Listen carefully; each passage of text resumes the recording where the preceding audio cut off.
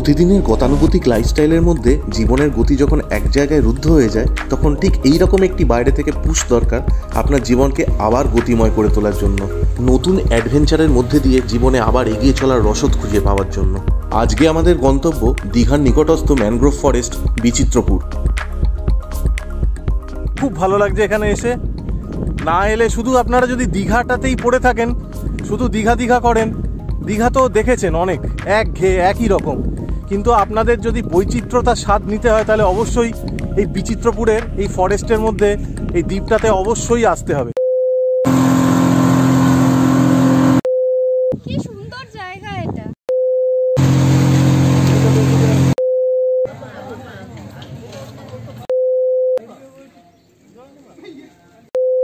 তো আমরা এখন বিচিত্রপুরের বিচে বিচিত্রভাবে হেঁটে যাচ্ছি।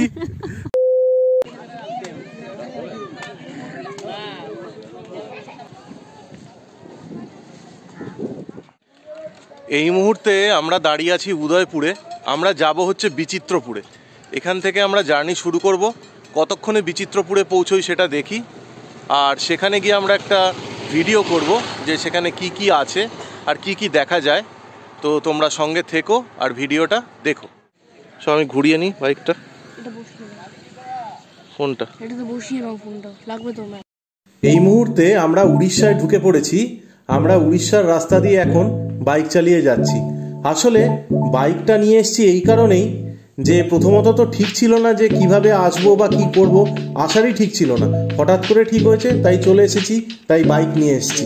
এবং এই কথাটা কাউকে বাড়িতে জানাইনি, বাড়িতে সবাই খুব রাগ করবে যখন জানতে পারবে, আমি জানি, কিন্তু কিছু করার নেই। যাই হোক, বাইক আনার সব থেকে বড় সুবিধে সেটা হচ্ছে নিজের মতো যেখানে খুশি যখন খুশি যাওয়া যায়।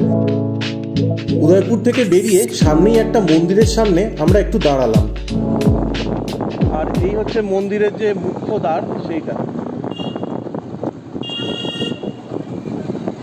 এই হচ্ছে মন্দিরের প্রবেশদ্বার। কি মন্দির গো, যাবে?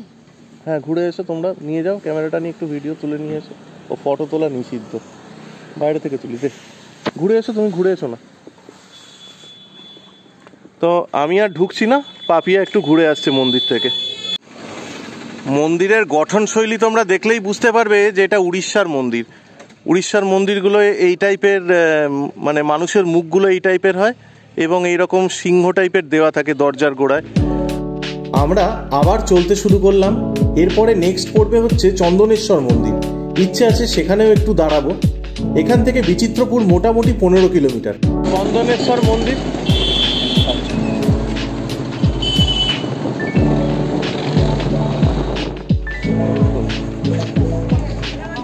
চলো না, এখানে গাড়িতে। না, আমি আর ঢুকছি না, তোমরা যাও। তোমরা যাও, ঘুরে মন ঠাকুর নমস্কার করে চলে এসো। চল।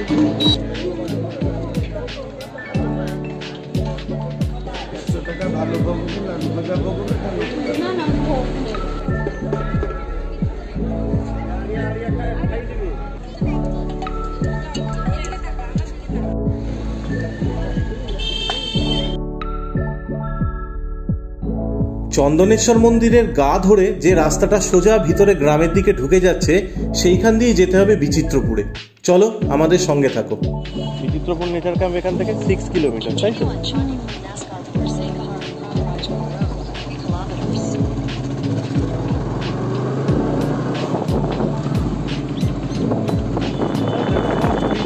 যেতে যেতে আমরা একটা বাঁশ বাগানে দাঁড়িয়ে পড়েছি, খুব সুন্দর লাগছে বলে ভিডিওটা তুললাম।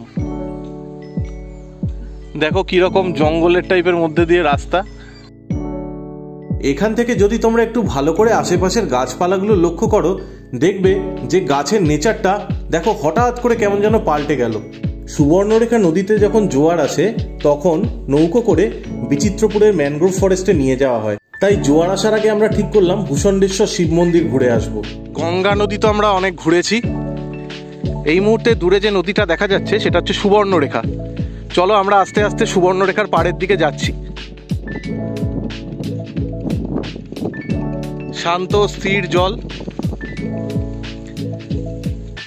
অবশেষে আমরা চলে এসেছি ভূষণ্ডেশ্বর শিব মন্দির, যেখানে এশিয়ার বৃহত্তম শিবলিঙ্গ রয়েছে।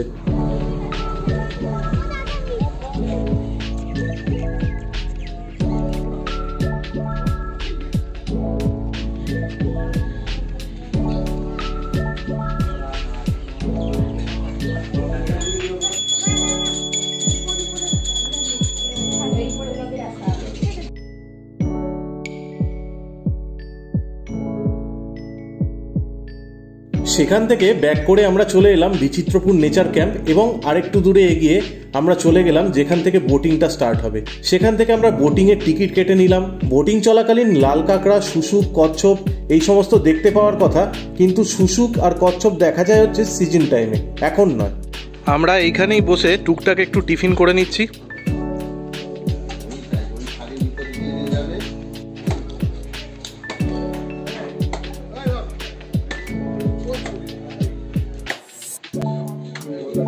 টিকিট এখানে পার হেড 200 টাকা, কিন্তু কথা হচ্ছে যে একটা বোট রিজার্ভ না হলে, অর্থাৎ 8 জন বা 6 জন না হলে এরা ছাড়বে না।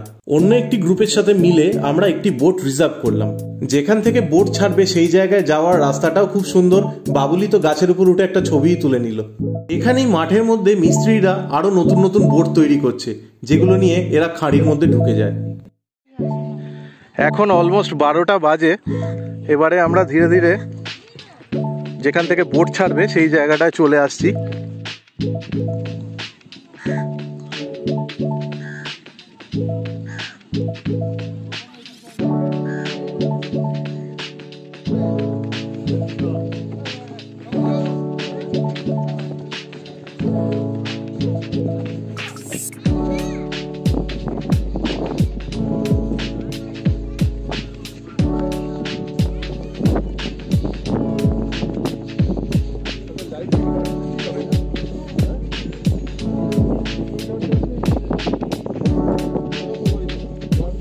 তোমার ইচ্ছা, তুমি এবার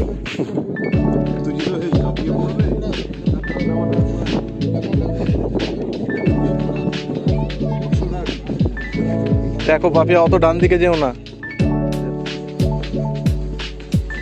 রোদ্দুর কোন দিকে পড়বে।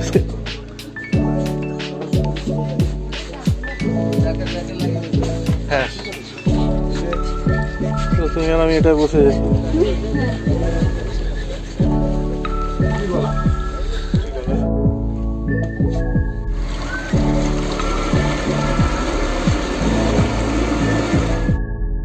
বিচিত্রপুর একটা অফবিট জায়গা, সবাই দীঘা ঘুরতে আসে, এখানে কেউ আসে না, কিন্তু এখানে যদি এসে দেখা যায় তাহলে কিন্তু খুব ভালোই লাগবে। আমরা এখন এই যে বোটে করে যাচ্ছি, অসম্ভব সুন্দর লাগছে।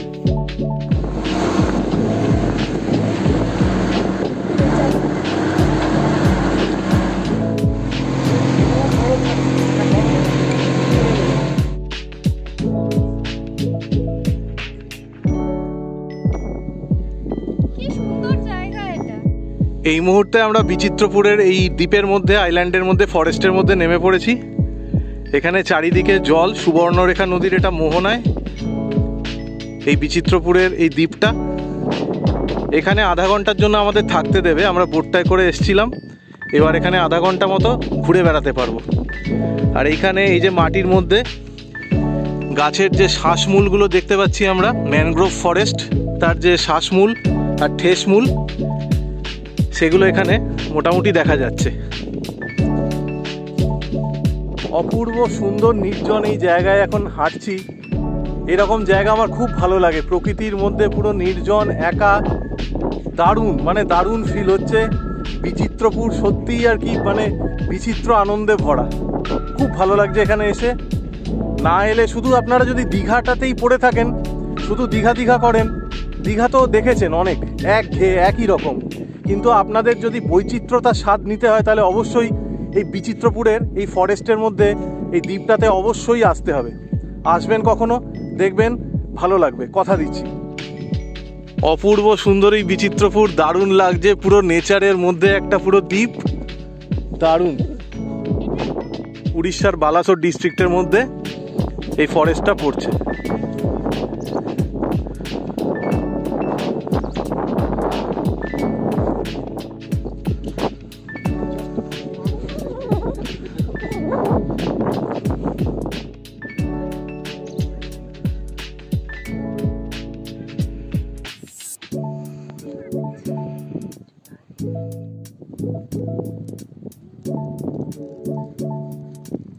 আমরা এখন বিচিত্রপুরের বিচে বিচিত্রভাবে হেঁটে যাচ্ছি।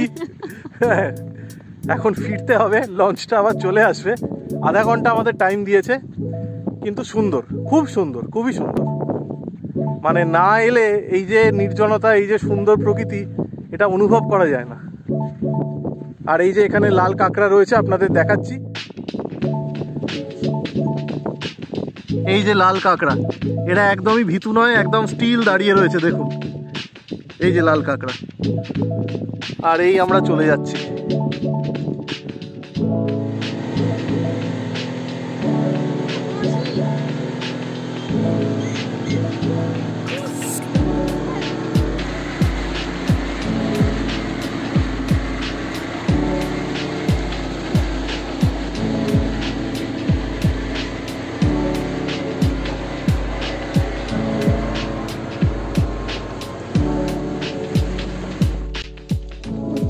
তো এই মুহূর্তে আমরা বিচিত্রপুর ফরেস্টকে টাটা জানিয়ে আমরা বেরিয়ে যাচ্ছি। বিচিত্রপুর ম্যানগ্রোভ ফরেস্ট দেখে ভালোই লাগলো। আর ভিডিওটাও তাহলে এখানেই আজকে শেষ করব। এখান থেকে আমাদের আবার দীঘা ফিরতে হবে। দীঘা ফিরে সেখানে যা কিছু চান টান যদি আর করবো। তো আজকের জন্য এখানেই টাটা, বাই।